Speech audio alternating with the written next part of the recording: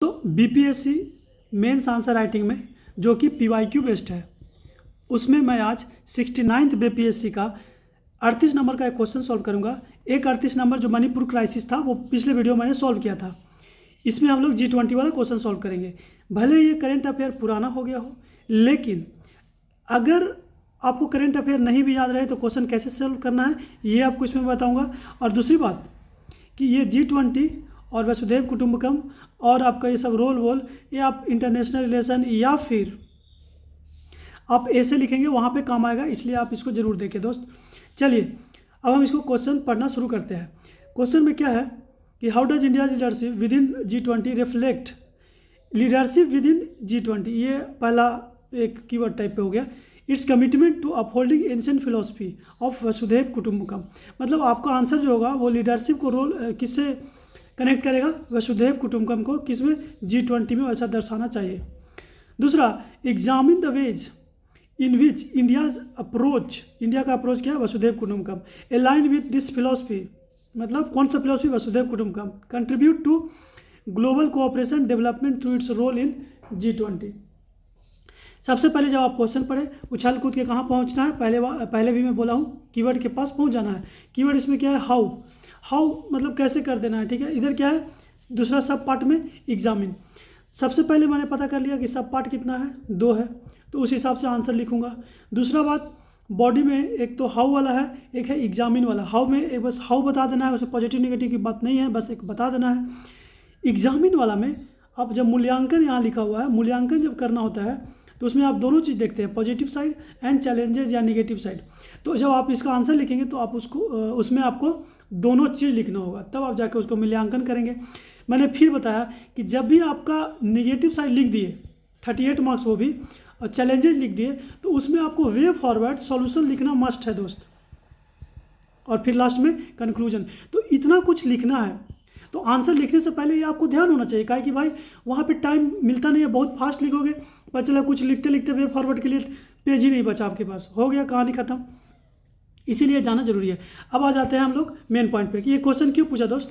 भाई वो लोग ये जो बिहार पुलिस का भी तैयारी करते होंगे वो भी जानते होंगे कि ये G20 क्यों क्वेश्चन पूछा गया। अब मैं नहीं बताऊंगा, आप समझ जाओ। चलो अब हम लोग इंट्रो पे आते हैं। इंट्रोडक्शन में क्या, अब बोलोगे कि आपको नहीं पता है, अब इस तरह से बेशर्मी पे उतर जाओगे तो उसका कोई उपाय नहीं है, क्योंकि G20 इतना न्यूज़ में चलने वाला उस टाइम भी, तो इसको सब कुछ G20 का करंट अफेयर आपको पता होगा, इतना बार पढ़े होंगे, 100% पढ़े होंगे अगर आप प्री निकाले हों या फिर अगर एक सीरियस कैंडिडेट हो मेरे दोस्त। तो सबसे पहले थोड़ा सा आप जान लें, वसुधैव कुटुंबकम वर्ल्ड इज वन फैमिली, तभी आंसर लिखने में थोड़ा सा फायदा होगा। फैमिली का मतलब क्या होता है, नॉर्मल वही है। फैमिली मतलब भाई उसमें हारमोनी होना चाहिए। दूसरा, एक दूसरे के प्रॉब्लम को समझे, हारमोनी मतलब वही ना भाई, डिसीजन ले, प्रॉब्लम को समझे।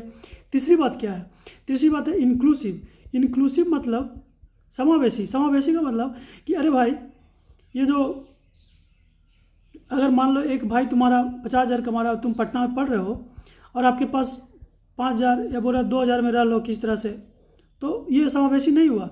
आपको इतना मिले कि भाई अपना आदमी ज़िंदगी अच्छा से निकाल पाए, तो एक लिविंग स्टैंडर्ड अच्छा जी पाए, उसको इंक्लूसिव बोलते हैं। और सबका केयर करे, ये फैमिली में यही है। तो वसुधैव कुटुंबकम में इंडिया का लीडरशिप से ये दिखना चाहिए। अच्छा, जब हम इंट्रो लिखते हैं तो पहले भी आपको बताया था मैं कि इंट्रो में या तो करेंट कंटेक्स्ट से शुरू करें, डेटा से शुरू करें, या फिर डिफाइन कर दें। ये 3 चीज़ हमने बताया था। डेटा में इसमें क्या बहुत है, तो डेटा से इससे शुरू करना सही नहीं होगा। करेंट कंटेक्स्ट से शुरू करें कि भाई G20 प्रेसिडेंसी दिसंबर में शुरू हो रहा है और इसका जो विजन है वो वसुधैव कुटुंबकम है, तो क्वेश्चन वाला भी थोड़ा सा आ गया है। अब इसमें हम एक चीज़ और करेंगे, India rightly highlighted the linkages. देखो जो क्वेश्चन पूछा है ना मेन चीज़, उसमें हम कीवर्ड इसमें डाल देंगे क्या, India rightly highlighted the linkages between inclusive development, gender equality, peace and security and full use of technology innovation for universal benefit. देखो बोला आप सोचोगे भाई इतना खतरनाक वर्ड कहाँ से लिखते हो, इंक्लूसिव, जेंडर इक्वलिटी, पीस। देखो भाई जब आप न्यूज़पेपर पढ़ोगे, करंट अफेयर पढ़ोगे, तो ये सब जो वर्ड्स हैं वो बहुत कॉमन है, जो पढ़ रहे होंगे सीरियसली उनको जरूर से पता होगा। तो इसमें आप तुकबाजी नहीं कर सकते हैं G20 के उसमें इंट्रो लिखने में, ये सब आपको लिखना पड़ेगा, या आप कुछ और भी लिख सकते हैं, लेकिन ध्यान रखें जो आंसर का जो क्वेश्चन पूछ रहा है कि भाई डेवलपमेंट कैसे करोगे, ये कैसे करोगे, वसुधैव कुटुंबकम है तुम, तो ये सब थोड़ा दिखाना जरूरी होता है। तो ये हम लोग लिख दिए हिंदी इंग्लिश दोनों में, आप समझ लें। उसके बाद आ जाए G20 के बारे में थोड़ा सा आपको बताता हूँ, अगर आपको नहीं पता हो तो, अगर पता है तो आप आगे बढ़ के देख सकते हैं आंसर। G20 देखो दोस्त, एक 20 नेशन का क्या है, एक समूह है, और इसमें पहले अफ्रीकन यूनियन पहले नहीं थी, अभी अफ्रीकन यूनियन भी इंडिया ने उसको इंक्लूड करवा दिया है। तो बेसिकली 21 है, लेकिन नाम अभी 20 ही चल रहा है। तो इसमें ये जो एक्चुअली में इकोनॉमी के लिए आया था, एक्चुअली में क्या हुआ था 1990 में एक ग्लोबल फाइनेंशियल क्राइसिस हुआ था। तो जितने भी फाइनेंस मिनिस्टर और सेंट्रल बैंक के हेड थे, जैसे अपना गवर्नर, वो लोग मिलकर बोले कि एक कंट्री बनाओ G20 टाइप पे, हम लोग ये जो कुछ कोऑपरेट करेंगे, डेटा शेयरिंग करेंगे, सो डैट ये फाइनेंशियल क्राइसिस फ्यूचर में ना हो, इसलिए आया था। लेकिन फिर धीरे धीरे बढ़ के इसका जो वर्क का ब्रॉडनेस है वो बढ़ गया, इसमें क्लाइमेट चेंज, इसमें सिक्योरिटी, इसमें ग्लोबल टेंशन, सारे कुछ इंक्लूड करने लगे। और अभी की अगर बात करें तो इसमें सारे P5 मेंबर हैं। P5 क्या होता है, UNSC का परमानेंट मेंबर, जिसमें रसिया, चाइना, US, फ्रांस और कनाडा है। उसके बाद ये जो है 85% ग्लोबल GDP को अकाउंट करती है, 75% वर्ल्ड ट्रेड को अकाउंट करती है, एंड 2/3 ऑफ वर्ल्ड पॉपुलेशन इसमें है। ये G20 के बारे में एक थोड़ा सा आपका ओवरव्यू हो गया, ये आपको हर जगह काम आएगा, प्री में, डी में, श्री में। उसके बाद बॉडी पे आ जाते हैं। बॉडी में सबसे पहले क्या लिखा है कि भाई लीडरशिप कैसे दिखाता है कि ये वसुधैव कुटुंबकम वाला काम कर रहा है। तो वसुधैव कुटुंबकम का क्या मतलब था, harmony, inclusivity, gender, shared prosperity, सबका बराबर हो, और फाउंडेशन ऑफ ह्यूमन रिलेशन। तो हम लोग कैसे लिखेंगे, देखो जो हम लोग कीवर्ड आदमी का फैमिली का मानते हैं वही इसमें लिखना है। इंक्लूसिविटी, समावेशी जो हम लोग करते हैं, सबसे पहले इंक्लूसिविटी एंड पार्टिसिपेशन। तो इंडिया का अगर लीडरशिप है उसमें, तो इंडिया किसका लीडर है, अगर इंडिया का लीडरशिप है, इसका मतलब इंडिया किसका लीडर है, ग्लोबल साउथ का। एडवोकेट क्या करता है, inclusion of developing country in geo political dialogue.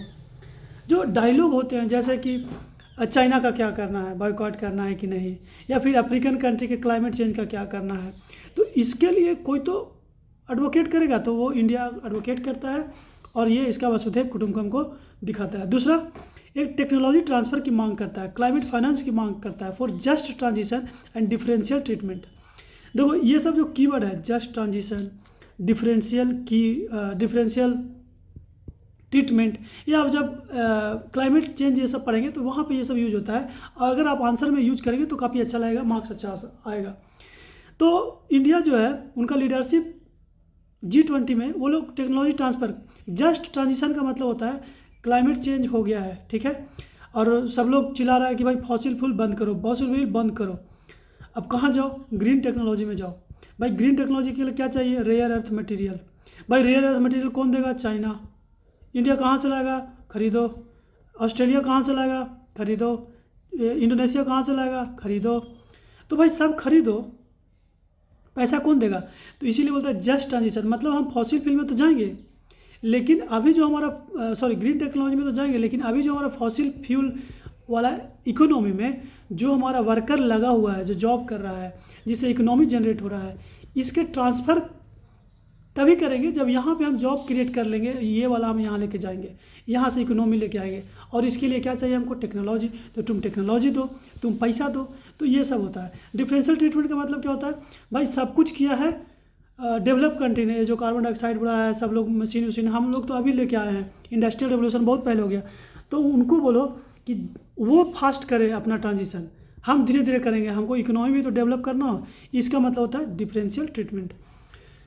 उसके बाद इंडिया का लीडरशिप और क्या क्या करता है, इंडिया का लीडरशिप बोलता है कि MDB को स्ट्रेंथन करो। MDB मतलब होता है मल्टीलेटरल डेवलपमेंट बैंक, जैसे एशियन बैंक है। देखो जो डेवलपिंग कंट्री होती है ना, तो अंडर डेवलप्ड कंट्री, जैसे अफ्रीकन कंट्री हो गया, मॉरिशस हो गया, ये सब, इनके पास पैसा होता नहीं है इकोनॉमी चलाने के लिए, तो ये लोग डेट लेते हैं अपना इंफ्रास्ट्रक्चर वगैरह डेवलप करने के लिए। और डेट में देने में हीरो कौन है, चाइना। अब चाइना क्या करता है, डेट ट्रैप पॉलिसी करता है, देता है अपना कर्जा, और इंटरेस्ट रेट बहुत ज़्यादा कर देता है। जैसे हमारे यहाँ साहूकार करते हैं, वो साहूकार बना हुआ है दुनिया का। और जब दे देते हैं तो फिर बोलता है ये तुम अपना पोर्ट दे दो मुझे, अपना सब घर दे दो, पूरा कंट्री पे मैं राज करूंगा, ऐसा करता है। तो इंडिया का जो लीडरशिप आया G20 में, वो बोलता है देखो भाई ये सब हटाओ, बैंक वाला लेके आओ, multilateral bank, multilateral development bank, ताकि इनको जो डेवलपिंग कंट्री है, अंडर डेवलप कंट्री है, उनको एक सस्ते सस्ते इंटरेस्ट पे कर्ज मिले और उनका ह्यूमन डेवलपमेंट किया जाए। अच्छा, फिर ओपन सोर्स टेक्नोलॉजी की बात करता है इंडिया। ओपन सोर्स टेक्नोलॉजी का क्या मतलब, जैसे मान लो हमारा कोविन एक पोर्टल था, इसके टाइम में, कोरोना के टाइम में आया था। अब इसे क्या हम ट्रैकिंग कर सकते थे वैक्सीनेशन का, तो अब हम लोग तो डेवलप कर लिए पैसा वाला अपना टेक्नोलॉजी, इसरो और DRDO क्या क्या हमारे पास है, और इतना सारा कंपनी है। लेकिन अफ्रीकन कंट्री बेचारे, वो लोग कैसे करेंगे, मॉरिशस, छोटे बड़े कंट्री, बांग्लादेश। तो इंडिया बोला कि ओपन सोर्स मतलब कि हम अपना टेक्नोलॉजी शेयर करेंगे बिना पैसा के, और वो टेक्नोलॉजी को अपने हिसाब से एडिट कर, जिसको एडिट बोलते हैं, एडिट करके अपना हिसाब से चला सकते हैं अपना करके। तो ये और सबके लिए एक्सेसिबल हो, ये इंडिया करता है लीडरशिप होने का कारण, ये भी वसुधैव कुटुंबकम है। Put the intuition of global south on various geo political tension creating inflation and. देखो हो क्या रहा है कि फूड इन्फ्लेशन बहुत ज़्यादा बढ़ गया है जब से वार हो रहा है रसिया यूक्रेन और इधर अपना इजराइल वगैरह में। तो इंडिया जो लीडरशिप है इसका G20 में, और G20 में बड़े बड़े कंट्री भी हैं P5 वाले, तो इनसे बात करता है, बोलता है देखो ये जो तुम्हारा लड़ाई कर रहे हो उससे इन्फ्लेशन बढ़ रहा है, फूड का कमी हो रहा है मेरे भाइयों लोग को डेवलपिंग कंट्री में, इसके लिए कुछ करना होगा, इनकी बात को समझो। किनकी? Global south. देखो ग्लोबल साउथ और नॉर्थ एक कॉन्सेप्ट है जिसका ज्योग्राफी से कोई लेना देना है नहीं। Global north, global south. Global south मतलब वो जो गरीब लोग, गरीब कंट्री, ग्लोबल नॉर्थ मतलब अमीर कंट्री, इतना कॉन्सेप्ट मतलब जनरली। तो ये ग्लोबल नॉर्थ साउथ का, तो ये हो गया आपका क्या कि इंडिया का लीडरशिप कैसे वसुधैव कुटुंबकम का दिखाता है। तो आपका हिंदी में भी मैंने लिख दिया हूँ। और अब मैं आपको ये बताता हूँ कि भाई उनका रोल क्या है। मैं एक और क्वेश्चन पूछा था ना, रोल, कि ताकि ग्लोबल कोऑपरेशन हो और डेवलपमेंट हो, इसमें इंडिया क्या कर रही है, तो मैं वो भी आपको जस्ट बताता हूँ। Spirit of inclusivity and equality. वसुधैव कुटुंबकम की फिलॉसफी पे ही काम करना, कि क्वेश्चन यही पूछा है कि कैसे वसुधैव कुटुंबकम की फिलॉसफी को दिखा रहा है और उसका रोल कैसे डेवलपमेंट और कोऑपरेशन को बढ़ा रहा है। तो इंडिया में जब G20 हुआ तो उसमें उन्होंने क्या किया, permanent membership of African union के लिए बात किया, ताकि जो इनका वॉइस हो ग्लोबल साउथ का वो ज़्यादा हो। देखो जैसे G20 में सब लोग मिलते हैं तो कुछ एक प्रोपेगेंडा बनता है और एक MOU साइन होता है और कुछ डिक्लेरेशन आता है, G20 डिक्लेरेशन, जैसे न्यू दिल्ली डिक्लेरेशन, ये सब आता है। अब डिक्लेरेशन में क्या होता है, सबकी बात सुनी जाती है, फिर डिस्कशन होता है, और हाँ ये प्रॉब्लम है, ये प्रॉब्लम है, इसका सोल्यूशन ये है, ये है। तो अब तुम बैठोगे वहाँ तब ना तुम अपना प्रॉब्लम और रोना गाना गाओगे भाई।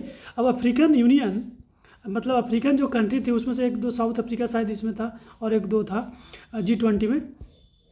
अब बाकी सब गरीब, माली आली सब लोग तो ऐसे ही चल रहा है सुमारिया, तो उनका बात कौन सुनेगा। तो इंडिया बोला कि देखो भाई मेरा, हम G20 में है, वसुधैव कुटुंबकम वाला आदमी है, तो सबसे पहले तुम ये अफ्रीकन यूनियन को भी G20 फोरम पे लाओ, ये लोग का दुख दर्द सुनो और फिर डिक्लेरेशन निकालो, इनका भी दुख खत्म होगा। तो है कि नहीं है बहुत बड़ा बात। दूसरा, ह्यूमन सेंट्रिक ग्लोबलाइजेशन। ग्लोबलाइजेशन मतलब क्या होता है दोस्त, यहाँ से वहाँ ट्रांसफ़र करना मटेरियल का, मैन का।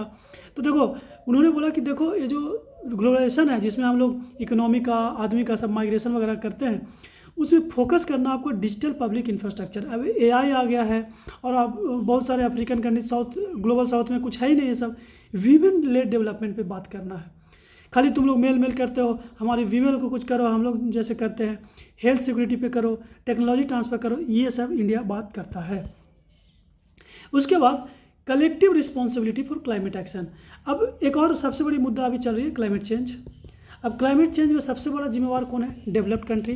अभी भी ज़्यादा सबसे कौन कर रहा है, डेवलप्ड कंट्री। हमारा पर कैपिटा वर्ल्ड एवरेज से भी बहुत कम है, जबकि हमारा इतना ज़्यादा पॉपुलेशन है। इतना क्या, 18% ऑफ वर्ल्ड पॉपुलेशन इंडिया के पास है, लेकिन जब हम लोग पर कैपिटा कार्बन एमिशन करते हैं वो बहुत कम है। उस तरह से अफ्रीकन का भी बहुत कम है। तो इसी तरह से ये हमारा ये इंडिया लीडरशिप G20 में बड़ा बड़ा बात बोलता है, ट्रांसफ़र करो, ये करो। उसके साथ साथ ये बड़ा बड़ा इनिशिएटिव भी लेता है, लाइफ स्टाइल फॉर इन्वायरमेंट। ये आप इन्वायरमेंट के अपना जो लाइफ स्टाइल है इन्वायरमेंट के अलाइन कर ले। इंटरनेशनल सोलर अलायंस का नाम सुना होगा, ग्लोबल फ्यूल अलायंस G20 के टाइम में आया था। सस्टेनेबल लिविंग पे बात किया गया है ताकि ह्यूमैनिटी बच पाए और क्लाइमेट से हम लोग बच पाए। तो ये लीडरशिप और रोल का ही तो बात है दोस्त। उसके बाद new initiative for common good, सबके भलाई हो उसमें इनिशिएटिव लिया है। इंडिया ने इनिशिएटिव लेने को बोला, जैसे G20 कॉन्फ्रेंस हुआ क्राइम और सिक्योरिटी पे, NFT, AI and metaverse. AI से क्या होता है दोस्त, आप जानते हैं कि AI में जो है वो डेटा ऐसा ऐसा पुट करेगा ना कि आपका जो आउटकम होगा वो बहुत रेशियल भेदभाव, मतलब रंग के आधार पर भेदभाव कर सकता है ना, कंट्री ज्योग्राफी के आधार पर भेदभाव करता है। इसीलिए हमारे मोदी जी हमेशा इस पर बात करते रहते हैं। अब हमने फिर एक और इनिशिएटिव क्या लिया, new working group on empowerment of women. एक वर्किंग ग्रुप बनाओ, सिर्फ तुम लोग बात करने से नहीं होगा। तो इस तरह से हम लोग ये काम, अच्छा वो हिंदी में भी लिख दिया है, तो हिंदी में आप स्क्रीनशॉट ले लें या जो भी करना है आप तो समझ लें बस।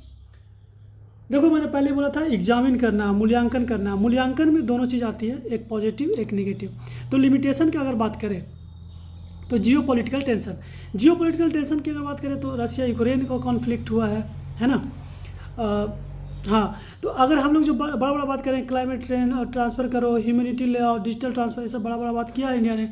लेकिन लिमिटेशन क्या है, दिक्कत क्या है दोस्त, जियो पॉलिटिकल टेंशन, रशिया यूक्रेन लड़ रहा है और सबकी ध्यान यहाँ पे है, सब लोग आर्म्स सप्लाई कर रहे हैं, कौन क्लाइमेट फाइनेंस करेगा, तो ये एक इशू आ रहा है। रिसोर्स कंस्ट्रेंट, देखो इंडिया के पास जो GDP है इस 4 से 5 ट्रिलियन के आसपास है। 4-5 तो हुआ नहीं, 5 होना है, 4 ट्रिलियन के आसपास, 3.8 या 9। और चाइना का कितना है, वो शायद 18 ट्रिलियन। तो हमारे पास रिसोर्स की कमी है कि हम पुअर जो नेशन है उसको फाइनेंशियल हेल्प कैसे करें। टेक्नोलॉजी का भी हमें कमी है, तो ये हमारे लिए कंस्टेंट है। खाली हम बड़ा बात तो कर सकते हैं अभी, लेकिन उतना सपोर्ट नहीं कर सकते हैं, करते हैं लेकिन। Balancing national and global priorities, देखो अब हमारा जो क्लाइमेट चेंज की तरफ, ग्रीन टेक्नोलॉजी की तरफ इंडिया ने जितना किया है उस शायद ही कोई डेवलपिंग कंट्री इतना किया हो, इवन डेवलप्ड कंट्री इतना फास्ट नहीं किया होगा। ये चाइना उना तो क्या पता नहीं क्या कर रहा है। तो अब बैलेंस, लेकिन हमको फिर चैलेंज क्या आता है कि अपना नेशनल और ग्लोबल प्रायोरिटीज़ को बैलेंस करें। हमारा नेशनल प्रायोरिटी क्या है दोस्त, हमारा नेशनल प्रायोरिटी ये है कि हमारे जो आदमी है वो गरीबी से बाहर निकले, हमारे आदमी के पास पूरा एनर्जी हो, एनर्जी सिक्योरिटी हो, ये सब हमारा ग्लोबल है। तो अब ग्लोबल है तो हमारा इंपोर्ट कम हो, तो हमारे पास है क्या, कोल है कोल। अब हम कोल को जलाएंगे तो फिर धुआं निकलेगा और फिर ये मतलब हम लोग फिर, लेकिन हमको ये करना पड़ेगा, कोल पे ही डिपेंडेंट, क्योंकि अभी आप जानते हैं हमारा 70% के आसपास जो इलेक्ट्रिसिटी कंजप्शन है वो कोल बेस्ड है। लेकिन हम अभी ग्रीन जो क्लाइमेट हमारा जो वो था, क्लाइमेट प्रॉमिस था इसमें पेरिस एग्रीमेंट के टाइम में, उसमें बहुत कुछ हम पा लिए हैं, लेकिन हम लोग और चाहते हैं। इम्प्लीमेंटेशन गैप दोस्त, इम्प्लीमेंटेशन गैप क्या है कि जैसे जैसे हम लोग बात किए हैं कि empowered women, digital health, transfer, sustainable development, इसके लिए global consensus is often fragile. US आप जानते हैं ट्रंप साहब, वो बोलते हैं ये गर्मी उर्मी कुछ नहीं है, सब बाहियात है, क्लाइमेट फाइनेंस बाहियात है। बोले ये सब गरीबी उर्मी कहीं नहीं है, WHO तुम ये सब काम, हम तुमसे हटते हैं, तुम अपना काम करो। बोले सब तरह का फाइनेंस रोक दो। तो ग्लोबल कंसेंसस नहीं बन पा रहा है, तो ये एक हम लोग को दिक्कत हो रहा है। फिर उसके बाद जो क्लाइमेट जो डेवलप्ड कंट्री जो है वो फंड और टेक्नोलॉजी नहीं दे रही है, आपको पहले ही बताया। फिर जो डेट है, जबकि हम लोग बोल रहे हैं कि मल्टी लेटरल डेवलपमेंट बैंक से डेट कम करेंगे, लेकिन वो डेट बढ़ती जा रहे हैं। उस तरह से हिंदी में भी है भाई, वे फॉरवर्ड। आप जानते हैं कि जब आप पॉजिटिव नेगेटिव की बात करेंगे तो वे फॉरवर्ड बहुत ज़रूरी है। तो वे फॉरवर्ड में क्या लिखे सर, वे फॉरवर्ड में भाई वही लिखो जो तुम चैलेंज में लिखो। क्या लिखो, जियो पॉलिटिकल टेंशन बढ़ रहा है, तो जियो पॉलिटिकल टेंशन कैसे कम होगा, न्यूट्रल मीडिएटर काम करो, सबको बुलाओ, डायलॉग कर लो। बोला रिसोर्स कंस्टेंट है, तो क्या करे भाई, पैसा लाओ, इंटरनेशनल सोलर अलायंस के बढ़ाओ, इसमें MDB में रिफॉर्म करो, बड़ा बात बोल दो। Balancing national and global priorities, देखो हमको दिक्कत है, कोल से हम लोग 70% ले रहे हैं, लेकिन हम लोग क्या करेंगे, रिन्यूएबल एनर्जी में इन्वेस्ट करेंगे, डोमेस्टिक इनोवेशन करेंगे, टेक्नोलॉजी लाएंगे, ये सब बड़ा बात। इसमें आप कुछ याद करने वाला नहीं है, जो चैलेंज लिखे हैं वही बात। Bridging the implementation gap, public private partnership करो, पैसा लेके आओ, south south cooperation. South south मतलब होता है ग्लोबल साउथ है, गरीब लोग हैं, मतलब गरीब कंट्री, और साउथ में जितने गरीब गरीब हैं सबको मिलाओ, जैसे बांग्लादेश, चाइना, ये सब अपने, चाइना गरीब है नहीं लेकिन ग्लोबल साउथ में मानता है, वो सब अपने अपने कोऑपरेशन करेंगे और कुछ करेंगे। स्ट्रेंथनिंग इंक्लूसिविटी, देखो इंक्लूसिविटी मतलब सबको बड़ा, जैसे ब्रिक्स है, एसयू है, बिम्स्टेक है, ये सब में सबकी पार्टनरशिप लेके आओ ग्लोबल साउथ का, जैसे G20 में उसको लेके आया। कैपेसिटी बिल्डिंग करो, बड़ा बड़ा बात ये हिंदी में। कंक्लूजन में आपको जब लिखना है, पहले ही बताया हूँ कि क्वेश्चन से थोड़ा सा कीवर्ड उठा लेना है, ताकि कंक्लूजन एकदम से ऐसा ना लगे कि क्वेश्चन से कोई माई बाप उसका है ही नहीं। तो हम लोग क्या लिख दिया, India being ardent follower of वसुधैव कुटुंबकम, leveraging its presidential position in G20 for inclusivity, multilateralism, just transition, above all, a strengthening voice of developing nations. Thus, India is epitomizing its philosophy to tackle global problems like debt trap, climate change, conflict to prevail humanitarian values at global level. देखो ये जो एपिटमाइजिंग और ये वाहियात, मतलब बड़ा बड़ा बात जो लिखा हुआ है, जस्ट ट्रांजिशन, ये सब कहाँ से आता है? ये सब आता है न्यूज़पेपर से। न्यूज़पेपर पढ़ेंगे दोस्त, थोड़ा सा एक दो कीवर्ड आएगा, आप लिखेंगे, थोड़ा सा मज़ा आएगा और आप ये सब आंसर सिंपली लिख सकते हैं। तो इसमें ऐसा नहीं था कि आपको फीचर पता हो तो ही लिखे, नहीं, जो न्यूज़पेपर में थोड़ा बहुत पढ़े हैं करंट अफेयर में, उसी को बढ़ा उठा के लिख देना है।